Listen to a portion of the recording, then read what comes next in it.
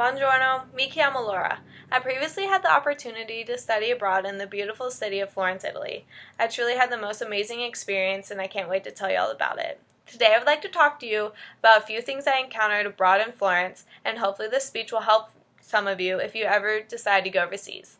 First thing I'd like to talk about today are some of the experiences that I went through as living life as a Florentine.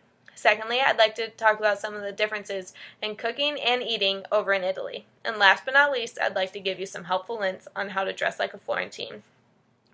Now I know you're all anxiously awaiting all the stories I'm about to tell you, so I'm going to start off by giving you some hints on how to live in Florence. So according to the Global Times, 62% of Florence's income comes from tourists. Since English is the world's language, all Italians are very fluent in English. So you don't need to be too worried about not knowing a whole ton of Italian. But even though they're fluent in English, they do appreciate it when you know some Italian, so I would try to learn some words or key phrases. Now, one of the big differences over in Italy is the transportation. You basically have 4 options: to walk, bike, take the bus, or take the train. Now, the roads are big enough for cars, but they're just filled with people. So the first thing I learned while I was over in Italy was not to be scared to walk out in front of the moving cars and mopeds, because they will stop. Pedestrians have the right of way no matter where you are. According to visitflorence.com, Firenze is only 40 miles wide, so you're almost able to access everything by walking. So if you plan on going to Florence or even staying in Florence, make sure to bring your tennis shoes because you will be doing a lot of walking.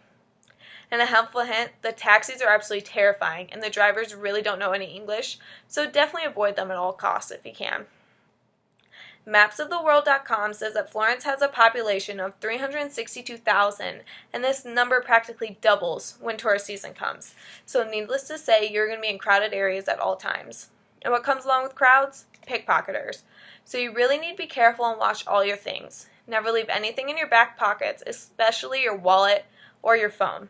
And your passport, just leave your passport at home. And ladies, bring your purses to your front and keep a hand over it at all times. One of my roommates got pickpocketed the first week we were in Florence. She had her phone in her back pocket, and before you knew it, someone took it out. She even felt the guy or lady take the phone out of her pocket, but when she turned around, they were gone. These people are professionals, so you really need to be careful. So now that you know a few things about Florence, I would like to tell you about the Italian way of cooking. Italians supposedly have a bad rep for being unhealthy because they're known for their pizzas, pastas, and cheeses. Now, these foods are absolutely amazing and they're available everywhere around Florence, but Italians are actually extremely healthy. They eat in moderation, barely use any butter, and they have extremely small portion sizes compared to the United States. And you never see Italians eating fast food. Those restaurants are mostly over there for the tourists. So when you're dining, you need to know a few things. You don't leave tips. They find this extremely rude. And you have to ask their waiters for a check because meals are considered a social time and are not supposed to be rushed. And one thing that was really hard for me to adjust to was the fact that you have to pay for water.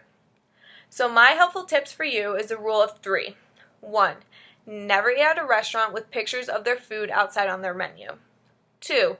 If you're in a touristy area, walk 3 blocks in the opposite direction, find a little hole-in-the-wall place. The food is always better and much cheaper. And number 3, never pay more than 10 to 15 euros for your meal, unless you're in a fancy restaurant. So Florence is known for its fashion and luxury brands. So lastly, and mostly for the ladies, I'm going to let you know what you should wear in Florence. Florence is the birthplace of one of the most influential luxury brands in the world, Gucci. Its influence is everywhere. There's luxury stores on every corner, every street. They're just all around you.